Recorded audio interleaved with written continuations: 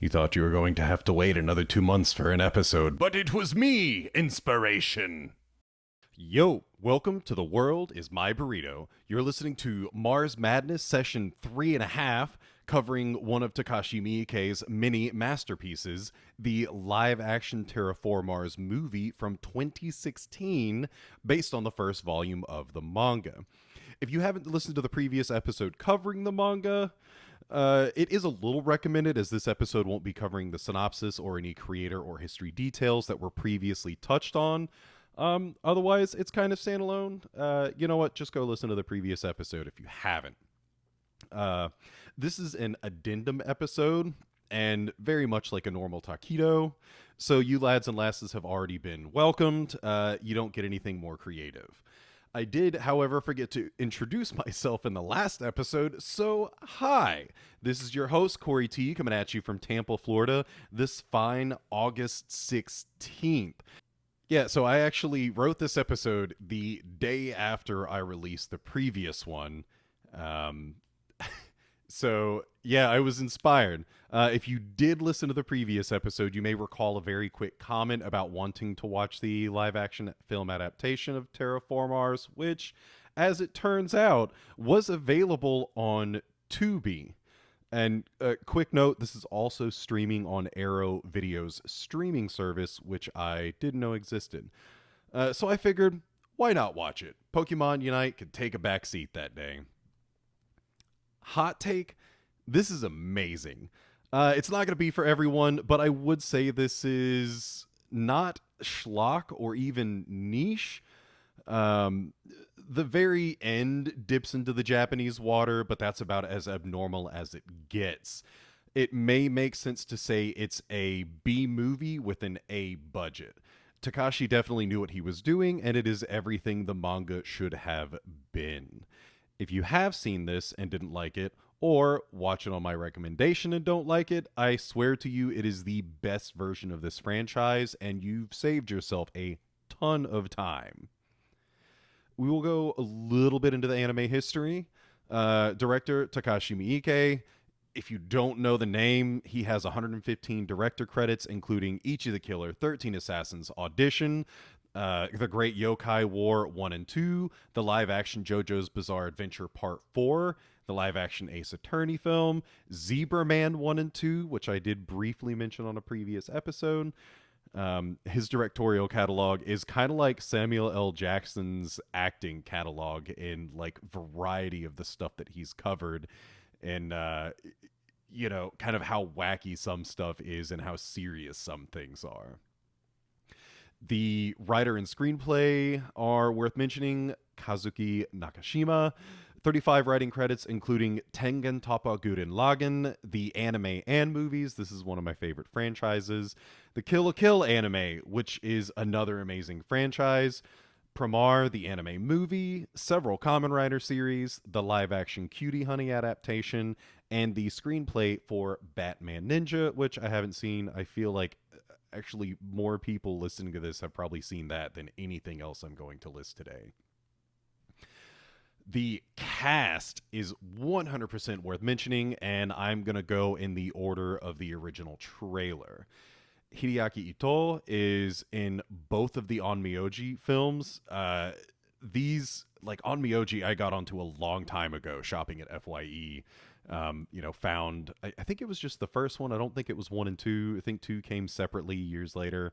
But yeah, I found it, bought it, watched it, and loved it. And it is such an amazing rainy day film. It's very chill and just very interesting in folklore.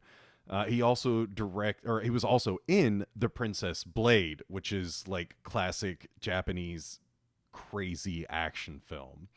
Next up is Emi Take. She plays Kaoru in all of the live-action Rurouni Kenshin movies. Pretty big deal.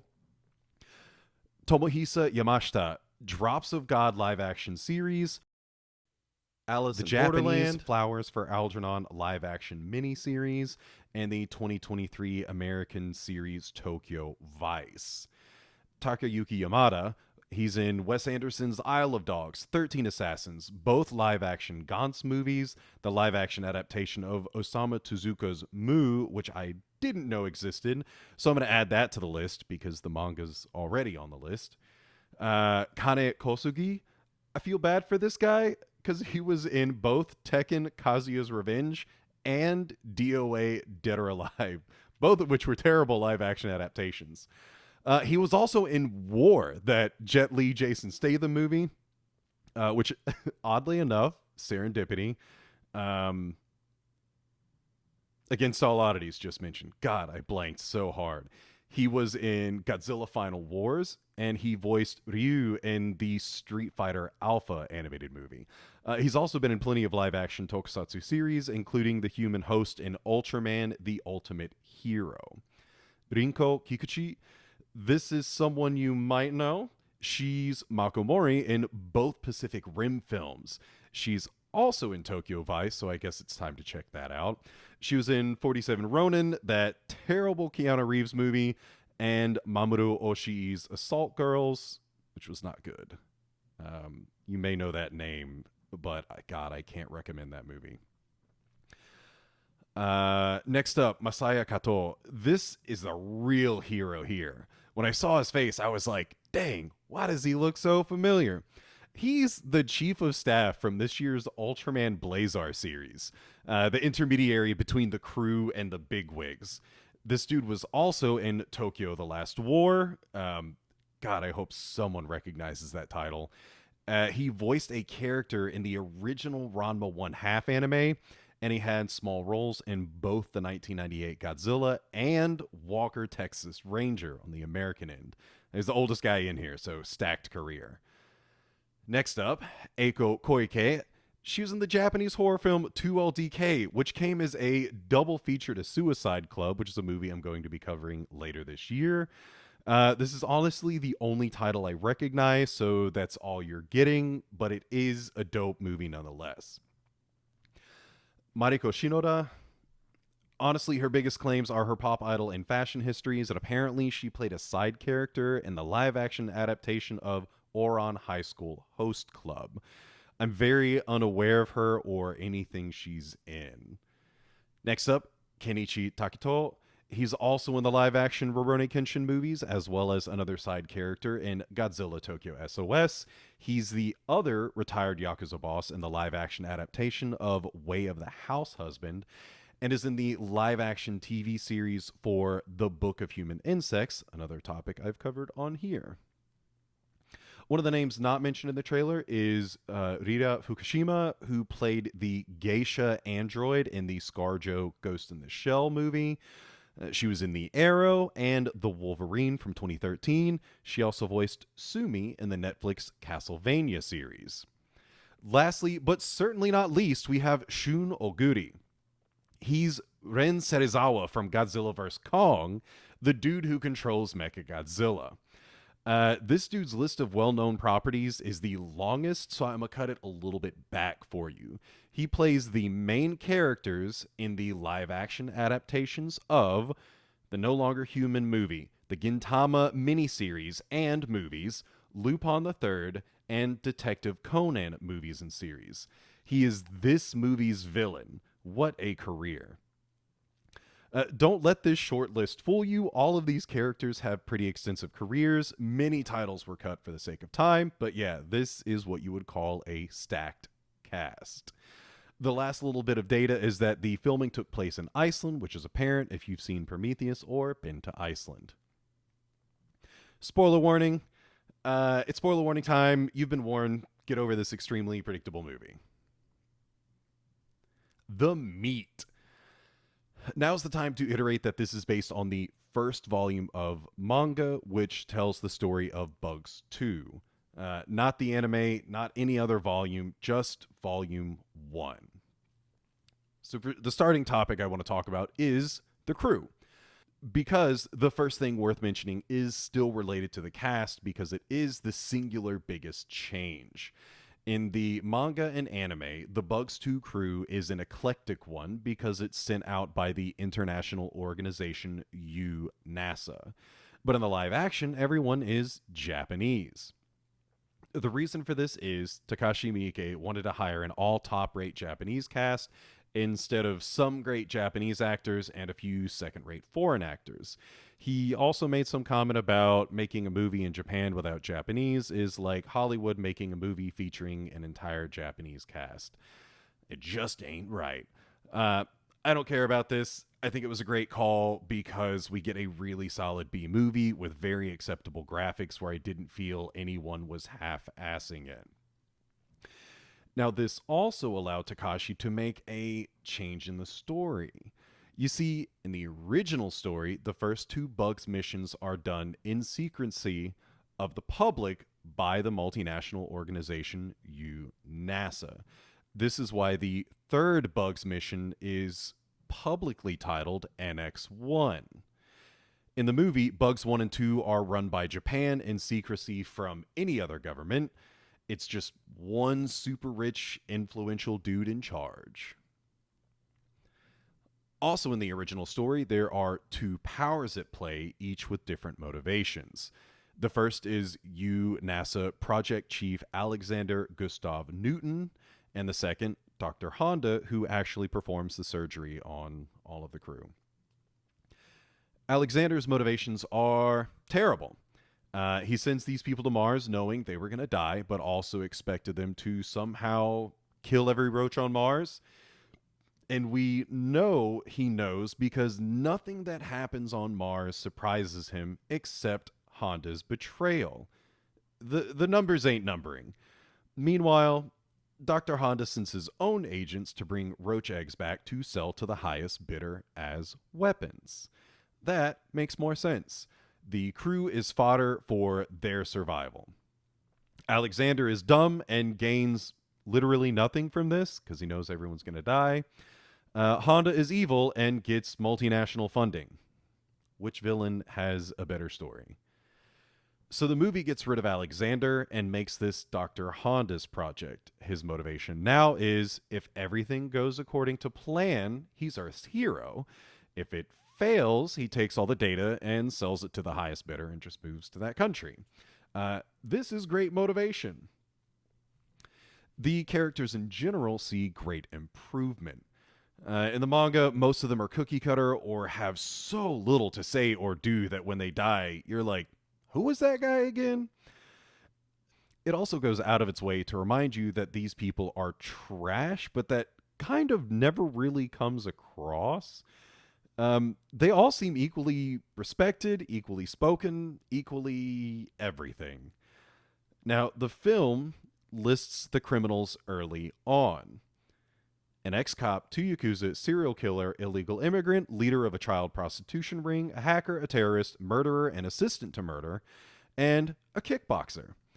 I don't recall the movie saying if the mission captain was the cop, but it did say that he was previously the leader of something that failed and disgraced him, and he got kicked out of whatever it was. Everyone is more fleshed out.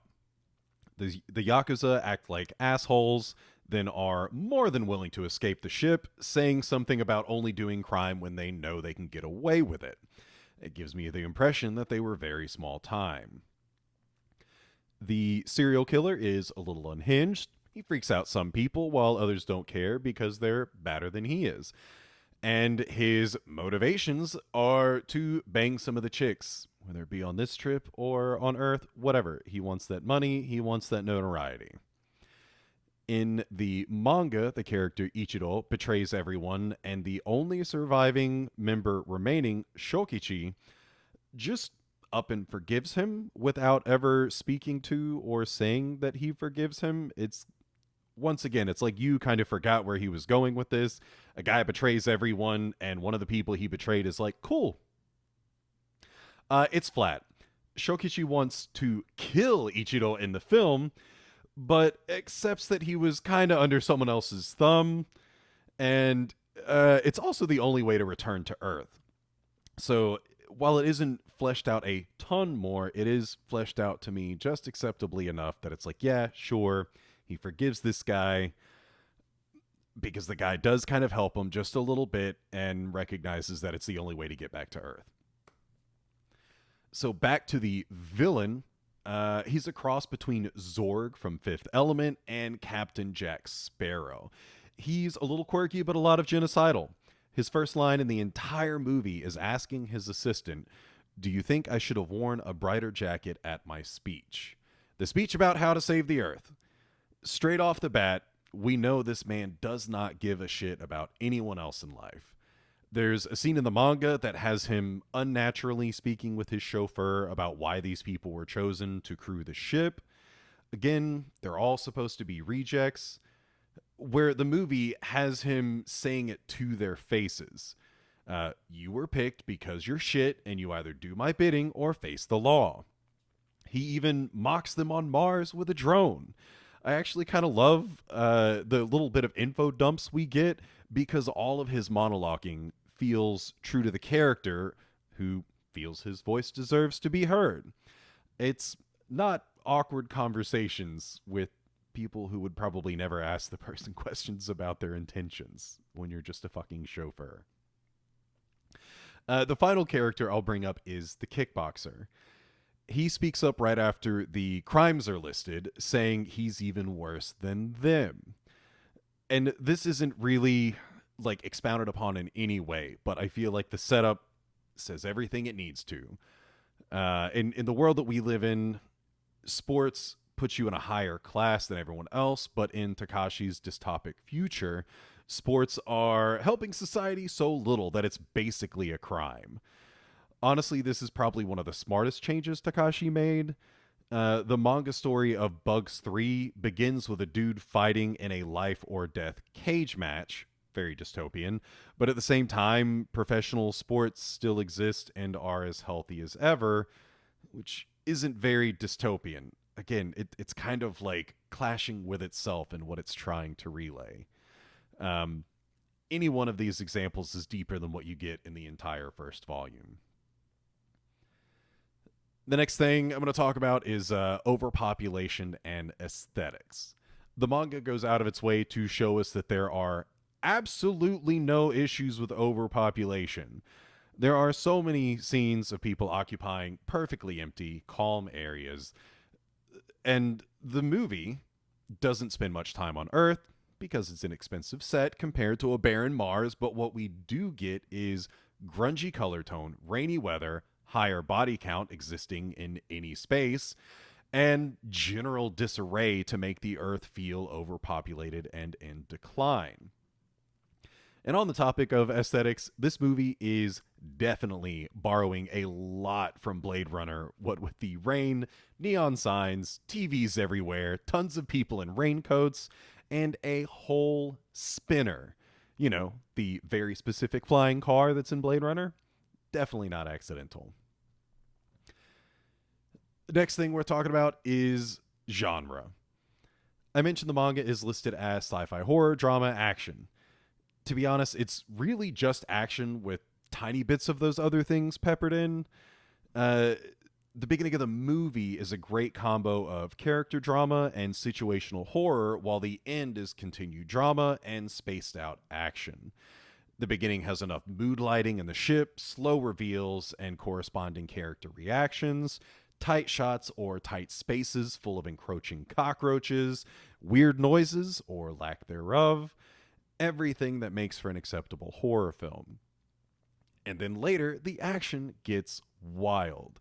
There are plenty of fun fight sequences, which do kind of open up as the movie goes on. I will say that was sort of a weird thing, as at first it's like, holy shit, this is kind of not very good action, and they're not really showing you a lot.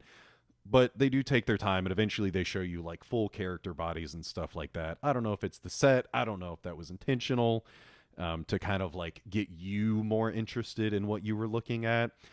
But yeah, so there's fun, totally one-sided sequences.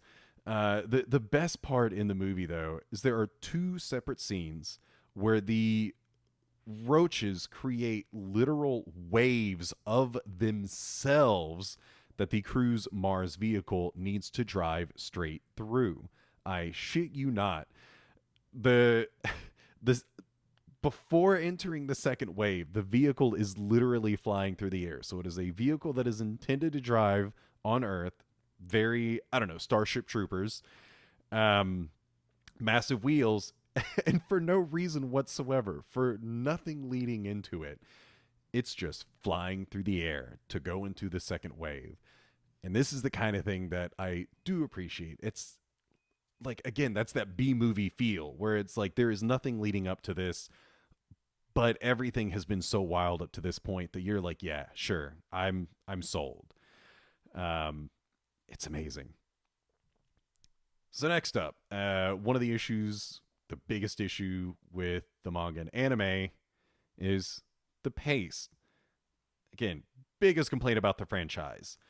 Um, this is shot like a normal ass movie. Everything is allowed to breathe. There are, I would not really consider anything interruptions.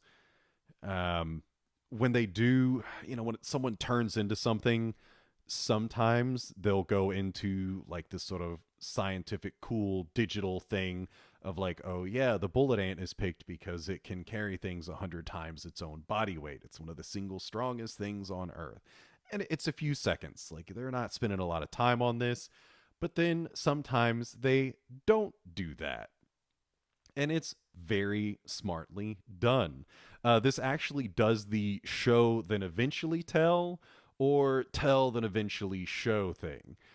Like, for instance, one dude turns into a bug right as a fight begins, and like they've already showed you other people's insect things. So this guy turns into a bug and he runs away. Uh, no bug scene. That's interesting. And also, why does he run away? If you're not familiar with who this character is, you're going to be like, what's going on here? We later learn that his bug is only about survival, not fighting. Um, that's sort of an interesting change because in the manga, he is naturally muscular as hell and can fight like a motherfucker. Um, but that kind of also defeats the part where he's from a starving village. That this dude is like, if you've seen Kengan Ashura or Baki the Grappler, he looks like like a there's a sumo dude in there. I'm pretty sure. But yeah, imagine if E Honda were even more muscularly defined. That's basically this guy in the manga from a starving village. Um, yeah, so this is great. Single scenes last for a few minutes at a time. That's kind of it for specificity. I'll go into, likes, dislikes, and notes now.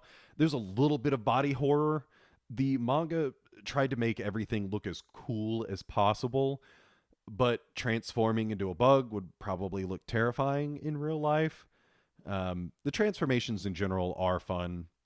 I think the only thing I missed out on was like Shokichi could have been a little bit cooler. I feel like every character was done pretty well except Shokichi because I don't know. He has bigger. His arms look like like bigger than Bakugo's from My Hero Academia, but he has like massive covered forearms, armored forearms. And they're kind of tiny in the live action. That's really all I'm gonna complain about on there. Um, Two dislikes that are par for the course in Japanese movies. If you are familiar with watching them, some of the ADR is terrible and does not fit the circumstance. And the background music is so flat, it sounds like it was downloaded from Kazaa. Like the music is itself is cool, but it's not doing anything. It's not allowed to actually kind of fill anything. And again, it's flat, so it's like highs and lows are kind of compressed. Everything is just a mid. Um, but again, this is kind of normal. Um, all right, reference material. Once again, I watched this on Tubi. They also have the live action Devilman movie that has been on my list for a while. Um, and then 2009's Book of Blood, based on Clive Barker's short story of the same name, which I used Tubi to watch this for that episode. IMDb didn't actually suck for the film history of these people, and that's kind of really it. A few small things before I head out. I forgot to mention my appearance on the July edition of What Did I Miss with the Wait For It podcast. Go listen to our discussion about physical media, subscription services for video games. kind of movies, video games and movies. And me talk a little bit about the Naruto and Ninja Turtles crossover comic. And also hear me nail every Jeopardy question about the MonsterVerse. Shouldn't surprise anyone. For personal stuff, because I didn't touch on a couple of things, I watched Old Boy for the first time in a very long time because Netflix just got it. Man, what a great, disgusting movie. And hey, you know what else Tubi has? The prequel and sequel to complete that trilogy. They even have Ultraman Nexus. Like, holy shit. The real question is Tubi where shows go when they're not on a subscription service? Is this kind of like the $5 bin at Walmart? And before I'm like gone, I do want to say thanks to both Jose and Tim. I'm pretty sure it was Tim from Against All Oddities, who both reached out and appreciated an episode dedicated to shit talking Terra Formars. Now I almost feel bad that I didn't extend it by like another half hour. I cannot express enough the word count. Like I'm pretty sure my individual comics as I'm reading and watching Terra Formars is longer than the episode that I released, pretty substantially. So yeah, that is why I didn't do that. I got to touch a little bit more on here. Anyways, if you want to reach out to me, you can find me on any social media platform at Twimby Podcast or email me at twimbypodcast@gmail.com. Reach out to me or don't. I'm out.